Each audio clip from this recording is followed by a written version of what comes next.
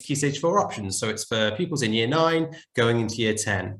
And this process is going to enable you to have made choices for your 3 options. And you can see in this table that there is year 10, year 11, and the hours are the same. But for religious studies, there's 3 hours a fortnight.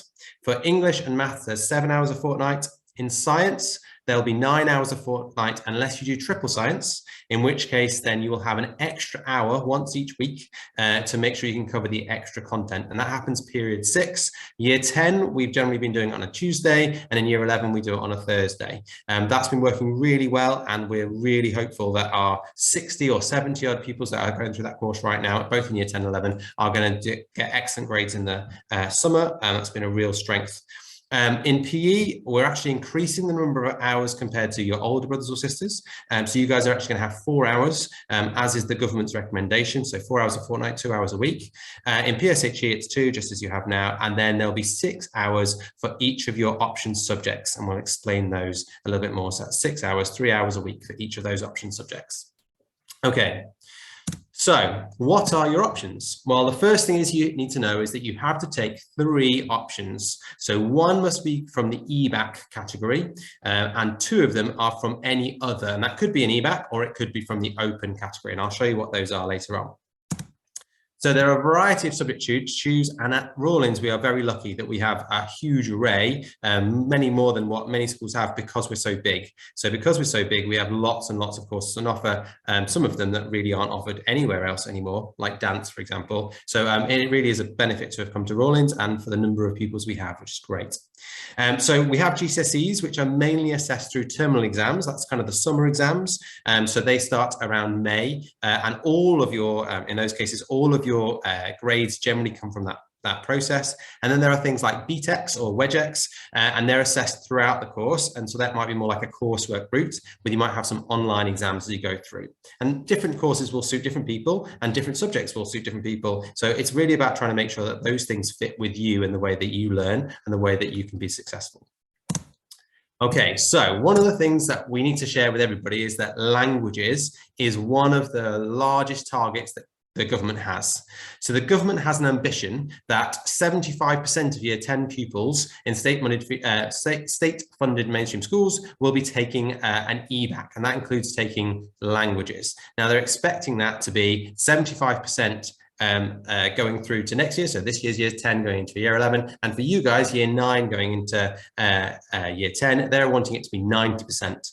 Now, whilst I understand the government have really high aspirations and it's a really great thing to do, we're also aware that that doesn't necessarily match what is the feeling for many pupils and families at the moment. And so what we're very keen on is saying, well, whilst that is an ambition that we would love to get, actually we recognise that actually having a choice and maintaining that choice, especially post the pandemic recovery, is still the most important thing for us to do for you. So whilst that might be the thing you want to do, and absolutely brilliant if it is, we are not going to go down the route which many other schools have done, where they've said, well, in fact, everybody or all 90% of people will automatically enroll into a language. We are still going to allow you to choose if you would like to take part in a language, and we think that's the best way to help you to make the best of your future, because it's what's right for you. So why might you want to choose languages? So there's a few basic things, which is that clearly you've already been learning loads to do with languages. So 75% of the grammar and vocabulary you need for GCSE has already been covered. There are a lot of things that are effectively in the course, and that in no particular order, there are some real benefits. So languages support your learning in other subjects because of your understanding of grammatical structures, for example, and writing heavy subjects, thinking about English, history, geography, if you're going on to do things like law, working with any online businesses right now, which now are pretty much across the world. So languages do have a really big impact. And they reckon that there's an 8 to 20% increase in your salary for those who have languages as a skill compared to those who don't. So not only are there those kind of really obvious benefits, there's also these other ones that have been proven as well. So learning a second language offers proven benefits for intelligence and improves your memory, concentration, and lowers the risk of dementia. Languages basically make you more attractive to many other, whether it be organizations, that might be universities or other businesses as well. So when they're looking at you with someone else and going, right, well, they've both got the same grades, but this person's got a language, actually, that's another skill set that many other people won't have. So as well as obviously learning languages, it also supports your logical thinking and your ability to problem solve, which obviously supports your maths and science, and it improves your communication skills, including your speaking and listening, because those are elements of the languages exam. So clearly there are a lot of reasons why languages and the government want to have 90% of people doing it. So if it's right for you, we would really, really encourage it. And we have a great languages team who get fantastic results right through GCSE and into A-level, but clearly it's got to be right for you, and that's what we really want to make sure that we recognize for you, that we're giving you that choice. So if it's right for you, brilliant, but it's got to be right for you. That's what we are saying. So how do you decide on your subjects? Well, we have got several different aspects that we can provide to you in order to try and help you. So the first one is that we have a whole load of virtual course guides. So some of you might have older brothers or sisters or gone to other schools previously where they invited everybody in. And we recognize that that process actually wasn't very effective, because more often than not, the parents and students couldn't get to the person they wanted to talk to. There was always a queue, there was always a whole load of people in the way of what they wanted to do. So rather than it being stuck into some point in the calendar where you can't necessarily make it, we have created a whole load of virtual course guides. And for the last 2 years, we've used those, and the feedback has been really, really positive, because those parents could say, well, actually, I went back and watched it 3 or 4 times with my son. I actually went and saw every single subject rather than just the ones that I happened to go and walk to and could be had the patience to wait for when I was queuing. So it really opens up that door for you to be able to see from those teachers firsthand what it means to do those subjects, and it's within your power and hopefully around your daily life, rather than just waiting for what day we put it on in the calendar. So the second thing is we have Parents' Evening and your progress reports. So clearly you've had progress reports already, and Parents' Evening is next week. So that is another opportunity, and that's the reason we've timetabled this process around this, so that you can think about that, and then you go and arrange meetings with those subject teachers as a priority for the subjects you want to do. For example, PE, core PE, you don't really need to see the teacher for core PE, but the core PE teachers would love to speak to you if you're thinking about doing GCSE PE, because they will happily talk you through that process. So again, it's about prioritizing those subjects that you might be interested in, so that you know you can book those appointments for next week. Obviously, you can speak with your form tutor, your subject teacher, your subject leader, or the SENCO, depending on which kind of group of teachers you work with. And of course, you can email myself. So I'm just going to leave this up here for a second, because I appreciate there's a whole load of information just here. And so I'm just hopefully going to allow you to take it in for a second. So this hopefully shows you 4 different levels going across. So there's the enable level, row going across, enhance, enrich, and EBAC. And so the idea here is that around 5% of pupils might choose this route, being the enable route. That's based on the approximate, and we have got approximate scores for you guys because you didn't do your SATs in year 6. So we've used your CAT scores, and the CAT scores have enabled us to give you a retrospective standardized score. So I'll show you where you can find your own retrospective standardized score on Go for Schools. I'll show you where that is later. But effectively, this gives you a bit of a guidance as to what might be the right route for you. So we think around 5% of our pupils will be in the enable pathway. And that's where they're going to take the core subjects of religious studies, English language, English literature, and maths. Everyone has to do science as well, so that would be combined science. And then you choose one EBAC route, and we might then give you some specific advice around what might be the best subjects for you to choose. Clearly, you can make your own choices, but it's about giving you some advice on going, okay, I think these courses would be the most accessible for you. As we work down that group, we can see the natural kind of profile of the year group. So about 15% might fit into that enhance group. And again, we choose an EBAC, and then you can choose any other subject. I'm going to show you all the subjects in a minute. And then enrich does much the same. And you can see most people are in this pathway, where we would then be encouraging you to choose an EBAC And we'd be saying, okay, it might be a good idea, given your starting point, to choose a language. We think that would be a good idea, but again, it is choice. And any other subject. And some of these pupils in this band might also be really talented scientists. And if you've already been doing brilliant in your science, and that's already on the assessments you've already done and been doing this year and will continue to do, then you might also be invited to join the triple science cohort as well. And equally, then there's those who go through the EBAC route, and there's about 30% of those who might choose the humanities and a language option and any other subject. And again, this is recommended. This is what we would encourage. But again, that's only because it's what would be considered to be the most broad and diverse set of subjects to give you the most options in the future. It's not that you have to, it's a recommendation. And again, triple science. And again, the reason we choose who goes into triple science is because triple science is effectively a different set of questions where the accessibility, the wordiness of the questions is very different in the papers. And so what we want to make sure is that actually the science you learn is only about 25% extra on triple science compared to combined science. But we want to make sure is that the papers that you get are going to best match your starting points and your ability to be the best you can be. So we invite pupils to take part in triple science so that everyone can get the best possible route for them in order to succeed and get the best grades they can. Okay, so that's kind of an overview. And again, remember, this will be on the website for you to come back to if you need to. Okay, so where can you find that information about your standardized score and what pathway you might need to be in? So this is your Go for Schools, and I've taken a quick overview of one person's, and effectively at this point, we can then click on this eye. So if you find this on the browser, you can click on this eye, and if you do that, it will come up with a student profile. And overall, it will then highlight for you this Key Stage 2 average, and so you can see your score there. And that's an average from your CAT scores that we have estimated for you. So we've retrospectively estimated that for you to give you a guide as to where that might be appropriate for you, as we recognize some people know exactly what they want and other people need a little bit more guidance. So that's in your Go for Schools login. Parents can see that, pupils can see that too.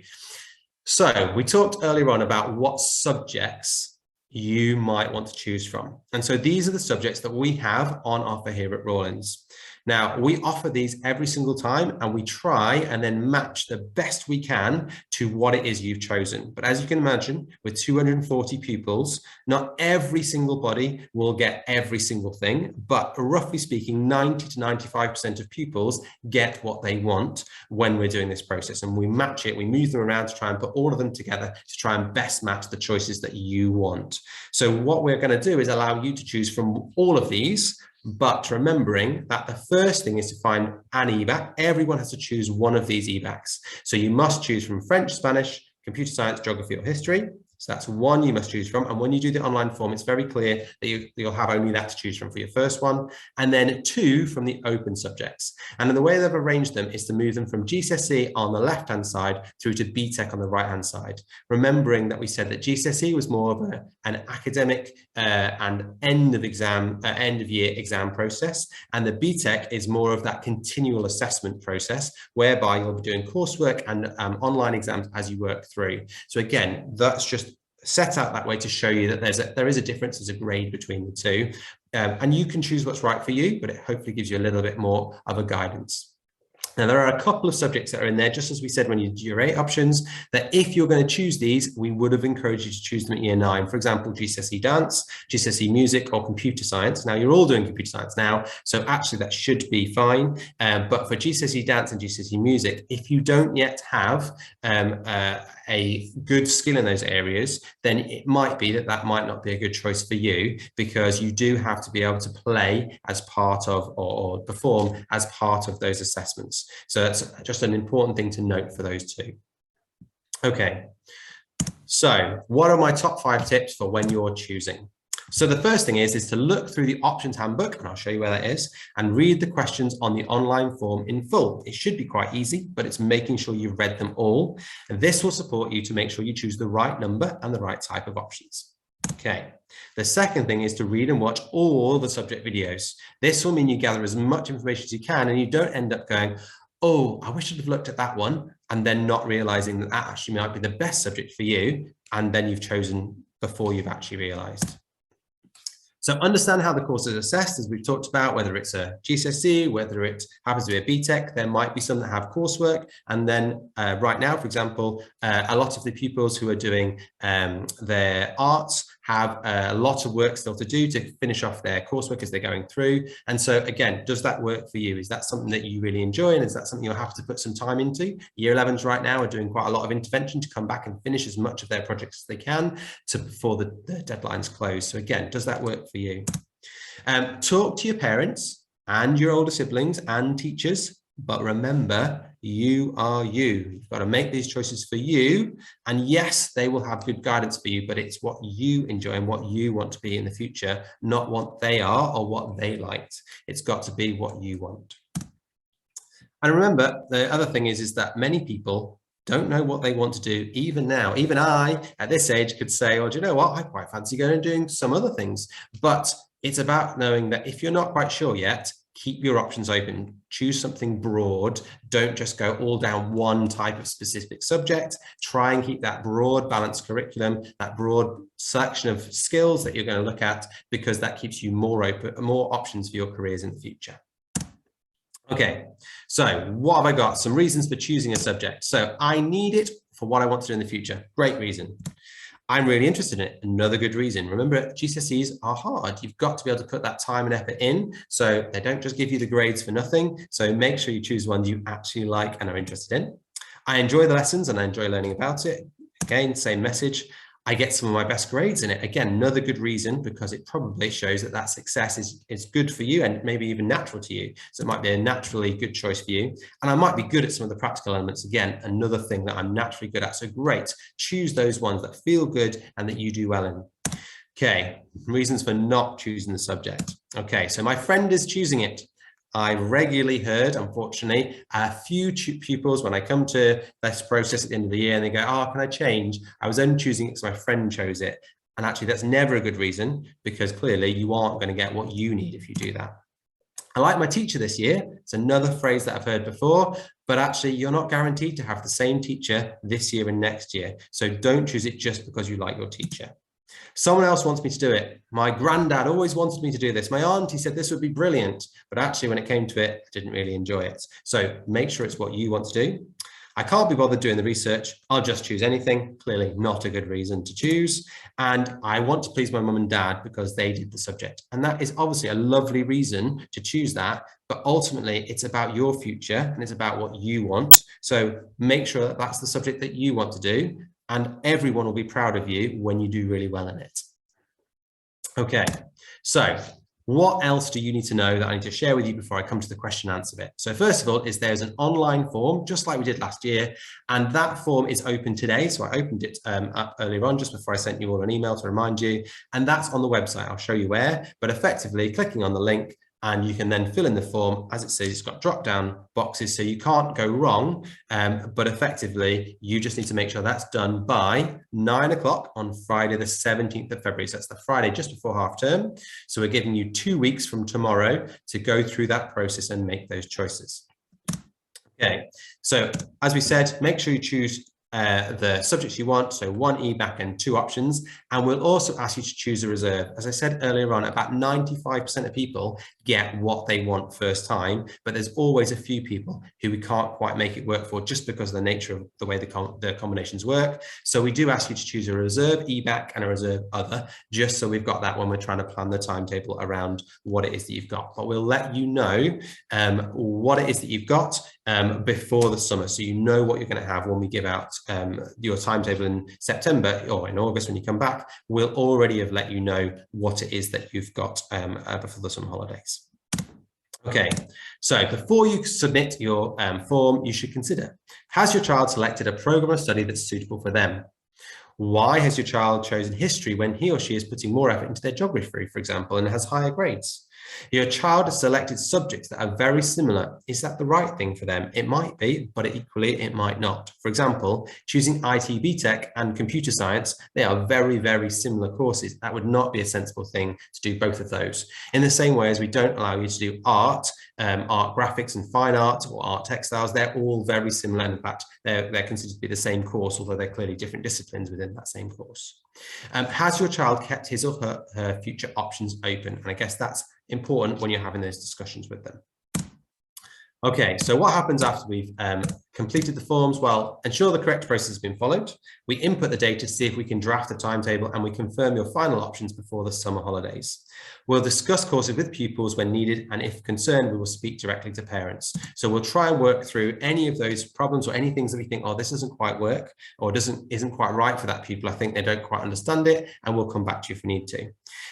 There is, though, on occasions, some high demand courses, and that we don't have enough staff to just offer more and more versions of those. So the most common of that is construction. So lots of pupils like to choose construction, and that's absolutely fine. But we don't have an unlimited number of construction courses. So we have to then unfortunately limit the number of pupils that are in there. For example, doing the brickwork, we can only have a maximum of 10 people in that workshop when they're doing bricklaying. So it is one of those things where we can only have 10 pupils in a class. And so that then limits it. So that's the one that's most common, where we have a limiting factor. But ultimately, there's always a chance in every subject that we could have really high demand and not enough spaces in the classroom. So when that happens, we will judge you based on your attitude to learning across all of your subjects, your behavior and attendance, obviously excluding any COVID-related absence. That's not fair to judge you on that. But is your behavior high? Are you getting lots of positives? Are you attending often and as much as possible? Because ultimately we know that just a 5% drop in your attendance can have as much as a 1 grade impact negatively on your outcomes. So going from 95% to 100%, that moves you up by a grade on average. Going from 95% down to 90%, that moves you down 1 grade on average. So it really does make a big difference according to all the research. And obviously we were matching it with your talents and strengths in line with your progress data and your KS4 reports, again, to make sure that that matches up. Okay, so I said earlier on, where is it and I apologize, obviously when I've stretched this isn't in the right place, so I apologize now. You can see at the top here of this box there is pupils and there's Key Stage 4 options, and my click here is now not pointing in the right place. So pupils and Key Stage 4 options, and if you do that, that will take you to this page, which is a Key Stage 4 options page. And as you go down this page, first of all, you'll see a little bit of an overview, and then there's the form. So if you click here, that will take you to the link, that will take you to the form for you to be able to complete it. And it needs to be done by the 17th of February. Okay, and as you keep going down right to the very bottom of the page, so if you keep going all the way down, it then says next page, and that is where it takes you to the videos. So there are course videos for all the different options that exist, and so that's available right now. You can go there right now, so your Key Stage 4 options, and right down to the bottom next page, and then there's course subjects, and then on the next page, if you keep going, there's more next pages, it has all the options subjects, so you can go through all of them and watch them all. So last but not least, because I am then going to get on to question and answer. So the last bit is that what else are we doing to help? So next Thursday, as we already said, is Parents' Evening. So that is an opportunity for parents and pupils, if they want to sit there with you, to discuss with your teachers what are the right things, the wrong things, what they would advise. They go, oh yeah, that would work really well for you. It fit naturally. You've been doing brilliantly. Or go, well, actually, maybe this one isn't the right one. Why don't you try this one? That might work better. We'll also be next week in lessons sharing the benefits of choosing different subjects. So each teacher is basically been tasked by myself of selling their subject to you, so you realize why that might be a good subject for you. Okay, that's what they're going to do to try and help you to understand the benefits of their subjects. And next week in Assembly, I'll also be coming to the Assembly and to present the process to all pupils again, just to make sure anyone that isn't here, they all know that process. And then in the week just before, in the run up to a half term, I'll be sending over to tutors how many people have selected from their tutor group, so they can just check in and prompt any pupils who haven't yet submitted by the deadline, just so that we're trying to make sure that as many people as possible get their choice. Because unfortunately, if you don't choose before the deadline, when we create that timetable, we might not be taking your consideration or your choices into consideration. Ultimately, it's a giant Rubik's Cube to try and make all of those pieces work. So we want that information as early as possible so we can get your views and your preferences into that timetable model. Okay, so all of this information will be on the website. And if you have any questions, as we said before, you can ask your tutors, your subject teachers, subject leaders, or Senko, or myself, and you can use the inquiries email. And just make sure you put your child's full name and tutor group in the email if you are sending it to me, with for attention of whether it's me or the teachers, and then key stage 4 options, so we know what it is that we're trying to respond to, and we'll try and get back to you, because we all know that there's only a 2-week turnaround. We'll try and get back to you as quickly as we can. Okay, so we are on to our question and answer section. So at this point, I'm going to try and unmute you all, and I apologize as I'm not a Zoom user all the time. So allow participants to unmute themselves. Yes. Okay, so at this point, I'm going to stop sharing my screen, and hopefully there is a chance now for you guys to ask any questions if you'd like to. And I can see Williamson has put their hand up straight away. So I'm going to ask you if you want to unmute and ask away. Hi, can you hear me? Yes, I can. Hi, I'm just wondering, you know, the science, the one that you offer out, Yep. How do we know if they are going to get offered that? And also, would that be just an extra one, or would that come under one of their options that they choose? Yeah, no, so it's extra. So it used to be, so 3 years ago, it was pupils had to choose it. And what would then happen is that those who needed to do that exam to get the best grades for them weren't able to. And sometimes pupils who were into the wrong exam paper because it was actually not right for them were stuck in there. So that's where we've changed that model completely, so that actually we can get the right pupils on the right course. And so the triple science is 2 extra hours on top of their 9 that everybody else has. So we will go through the data at the end of this year, and we'll then offer out to all of those people, we'll send a letter out to them to say that you have been invited onto the triple science course, and you've been doing really well at this point or that point, and we think therefore this is the right process for you. And we'll have that conversation. There is every year 1 or 2 people who say, no, that's not right for me. But generally speaking, because we've been working through the GCSE all this year, we can match that up really quite well, because we're getting that sense of what you're doing well in and what you would do best in through the year. So that's really about trying to match that as best we can. Does that help answer your question? Yeah, that's great. Thank you. No problem. Okay, I've got Councillor Kelly Phillips. Can I ask you to unmute and ask away? Yeah, sorry, didn't realise that I'd put counsellor on. Okay, don't worry, it's fine. I'm slightly confused as to the options. My daughter has been given the impression, and quite a few of her friends as well have been given the impression, that they can choose 3 options and an EBAC. So no, that's not what happens here at Rolling. So you choose an EBAC subject and 2 subjects, so it's 3 choices in total. I understand that now. That's what you've said tonight. Yeah. She's quite shocked that she can't choose 3. Okay, so I'm not sure why that's being communicated, because that's been the case for a couple of years now. So I'm not sure where you've had that information from, but please feel free if you want to talk to me about it separately. I'm more than happy to ring you later on if that's what you need. No, that's okay. I just I guess a bit confused myself at different information. And that's hopefully why we're trying to do tonight, is so that hopefully we can try and iron out any of those worries or concerns, so that hopefully we can address any of those issues. So that's not a problem at all. And hopefully from what I've presented, it makes sense and you understand that process going forwards. I totally understand it. Okay, fab, thank you. Is there anything else that I can do to help? No, thank you. Okay, thanks. Is anyone else got a question? Feel free to unmute yourself or put your hand up like the others have. I'm happy to answer. Hi, can I ask a question? Certainly. Fiona Lynch. I'm just a bit confused after the other, I think Kelly was talking.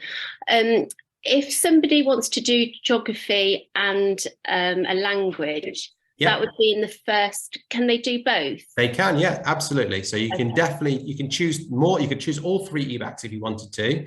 You just have to make sure you've chosen 1. So everyone must choose 1, but absolutely you can choose. As soon as you've chosen 1 EBAC, then all the other subjects are back in the table again. Other than you can't obviously choose geography and geography and geography again. That obviously, yeah. Okay, lovely. Thank you. Thanks. Okay, no problem. Any other questions from anyone else? Please feel free to unmute yourself or put your hand up. I've got Rashley. I apologise, I'm not sure if that's your name or not, but please unmute yourself and ask away. There didn't appear to be a GCSE media option. Is that correct? So there's not a GCSE. No, there's a BTEC media option at the moment. That's what we offer. Right. Thank you. That's okay. Any other questions from anyone else? Again, please feel free to unmute. Okay. Oh, there's a question here. What's the difference between a BTEC and a GCSE? That's from Heidi. Hello, Heidi. Okay, so GCSEs are generally examined at the end of the course. So that means that you might have exams. So the year 11s, for example, exams are starting on the 15th of May. And for science, for example, they have 6 exams. And so everyone, all of you guys will have 6 science exams as well. That they are GCSEs, and combined science is a double GCSE. So you get 2 GCSEs for that. But all of the marks that you get in that GCSE exam period are added together to give you your overall grade. Whereas in a BTEC course will have modules as you go through, and there are online tests that you do during the year. So, for example, actually only yesterday, when all of you guys were at home due to the strike, actually the year 11 Skills for Learning pupils came in, and they actually had an exam yesterday, and they did brilliantly. So it's very good for them. But their exam was at a very different time. So they actually had done one previously, and this was another one that was scheduled for them. And the same with Health and Social Care, who had it the day before. So your BTEC exams will be going throughout the year, whereas your GCSEs will generally have their exams at the very end of the course.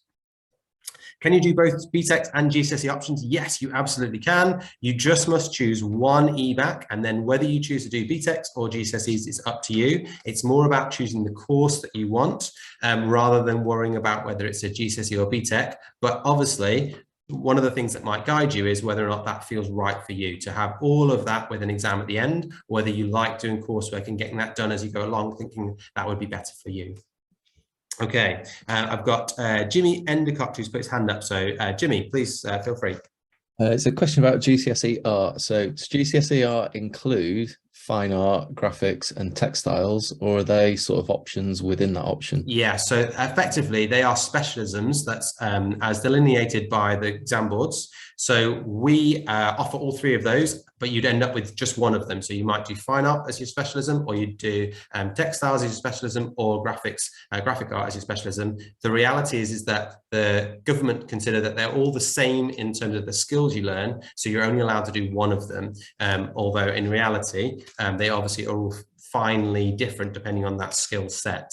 So I hope that makes sense. The only difference to that is art photography. So art photography is considered a separate course due to its skill set. So you could have someone doing fine art and art photography, but you couldn't have someone doing art, fine art and art textiles, because they would be considered the same course. So when we go to choose options online, will we see 3 different options for fine art? Yes. So what happens when you go to choose your form is you click on art, and then a separate question will come up later on that says, which of those specialisms would you like? Okay, thanks. That's great. That's okay, no problem. Any other questions? Oh, Joanne Oates, it appears on the subject options that religious studies is an option. Okay, yeah, no, it's no longer an option. So I apologize that, no, it's a core subject. So our RE is a core subject, and you'll have 3 hours in year 9, 3 hours in year 10, 3 hours in year 11, as you work towards that GCSE at the end. Okay, no problem. So I can see some questions coming up here. I don't know if I've missed anything. I apologize. I'm trying to read as many things as possible whilst also answering questions. If choosing both a language and another BTEC course, does it matter which subject you put as the EBAC? No, it doesn't matter which one you put first. Effectively, we'll put them into the model and then work out what's best. So it doesn't matter which way around you put them if you're choosing 2 EBACs, but as you'll see on the form, you have to choose one. So the first bit of the form will only allow you to choose an EBAC, but it doesn't matter which way around you put them. Okay, what carries a higher status, GCSE or BTEC? That is a very loaded question. So the answer is that both of them will get you points that effectively work towards you going on to your next stage of your education. However, different levels within your BTEC will get different amounts of GCSE points. So there is a weighting. The reality is that at this stage, it doesn't really matter. For you, it's about you being able to do the best you can. And if you get a distinction star, so a level 2 distinction star, that is worth the same as 8.5 GCSEs, sorry, an 8.5 at GCSE, so like a grade 9 or a grade 8. So a distinction star is like 8.5. So it's very, very similar. So from that point of view, I'm going to say they're both the same. It's about what works for you. Is there any other questions? Can you do both BTECs? Yeah, I've had that one already. You explained in detail how important student choice is and what that's why language is optional. Then why is religious studies compulsory? Okay, so the government have set out that RE is compulsory for all schools. We are a Church of England academy and therefore we inspect under something called SIAMS. And we also have a compulsory aspect there to ensure that all pupils take an RE qualification. And so that's part of the nature of coming to Rawlings, which is a Church of England academy. Okay, so what else have we got? You answered this already. Is there a business studies option? Yes, there is. Please choose business studies. It's very good, very popular. In fact, our economics class has 30 students at A level. It's really popular, and we have 2 classes of business studies at A level as well, because so many people not only choose it at GCSE but go on to do A level too. So yeah, very popular option. Is computer science optional or compulsory? No, computer science is an option. It's in EBAC, so you can choose to do computer science or you can choose one of the other EBACs. Nutrition and food science isn't an option. So yes, but it's not called nutrition and food science. It's called hospitality and catering.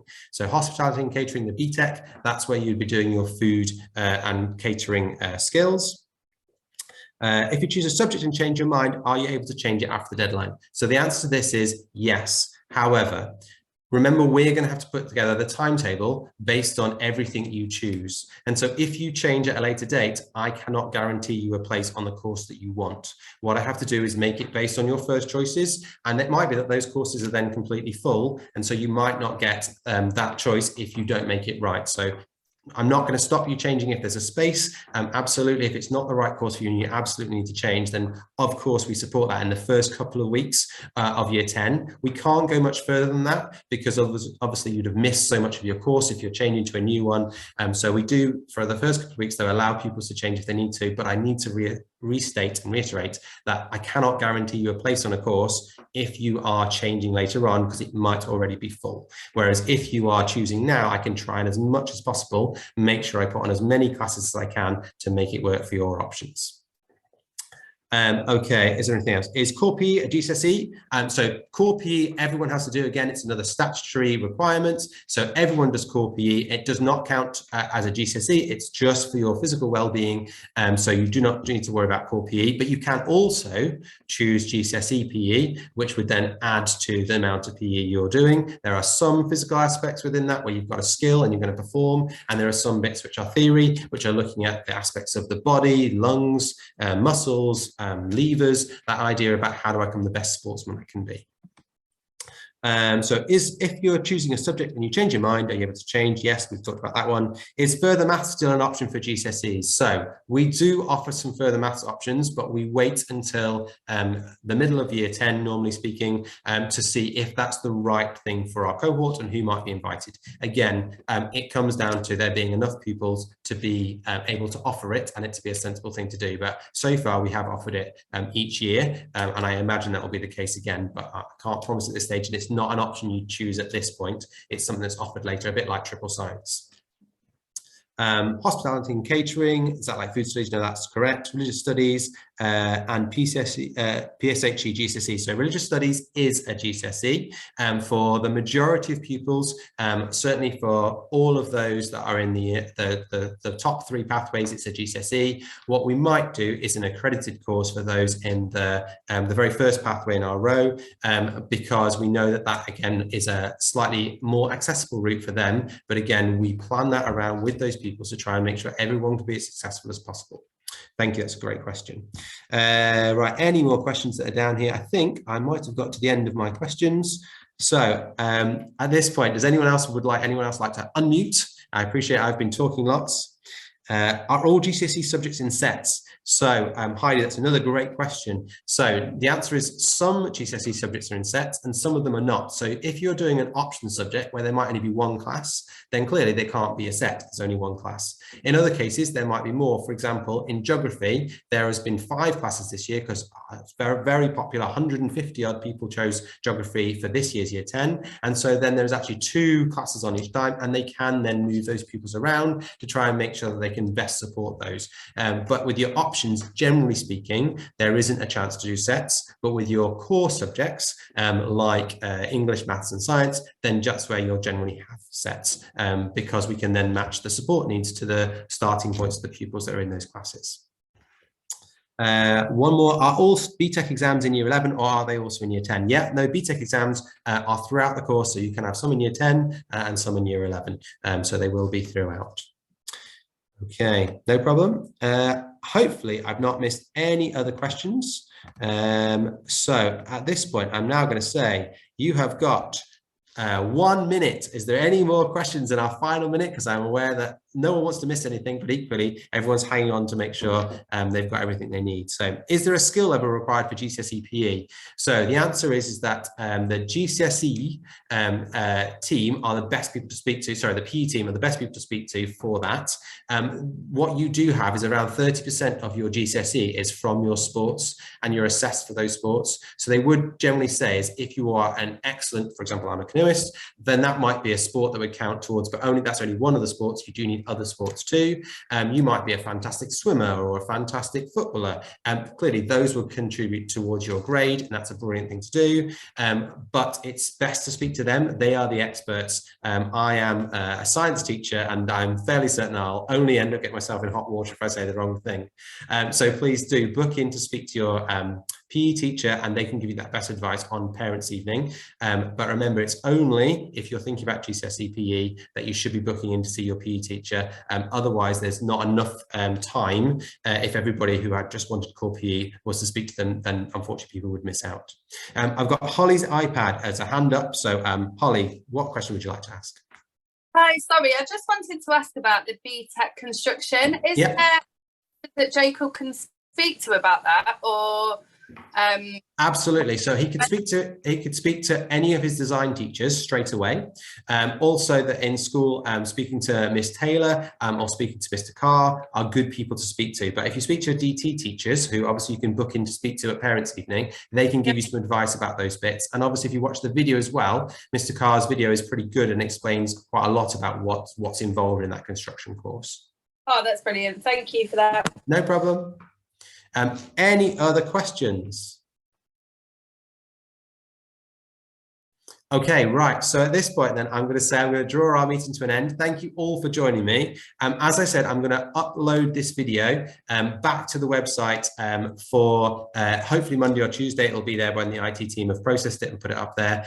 So you can come back and watch anything you need to. You can obviously email in if you need to, and we're happy to try and answer as many questions as possible. But please, when you're booking Parents' Evening, do read the details in Mr. Burns' email, because there are some specific things there to help you with knowing who to speak to and what to book in for. Can I quickly ask about parents? Yeah, sure. Sorry, I can't find my hand to put up. No worries, it's fine. The English teacher doesn't, well, one English teacher doesn't seem to be there at the moment. I'm just wondering, who do we speak to in relation to progress? That's fine. So if that person isn't there and there's an issue, then please do contact Mr. Elliott, who is the head of English, and I'm sure that he will have an oversight of all that detail and will be able to pass that on. However, if I can ask that, Mr. Elliott is a teacher himself of one of the classes. So if you haven't got a teacher and that's an issue, if you can email him, he can then phone you outside of the time when he needs to speak to the people who are in his class, if that makes sense. Yes. Okay. Thank you very much. That's no problem at all. Okay, so at this point then, I am going to say that I am happy to stay on here for another 10 minutes or so. So if anyone's got their own question, they really just want to ask me, then I'm more than happy to stay behind. But otherwise, can I thank you all for the brilliant questions? And if there's anything else that you'd like to know, then please, you can always email in or stay behind right now if you're not, if you want to. But otherwise, I'm going to say good night to you all. And to the Year 9s, I'll see you in school tomorrow. And to everybody else, I will see you and hear from you at some point in the future. But I look forward forward to seeing your children's options coming through over the next couple of weeks.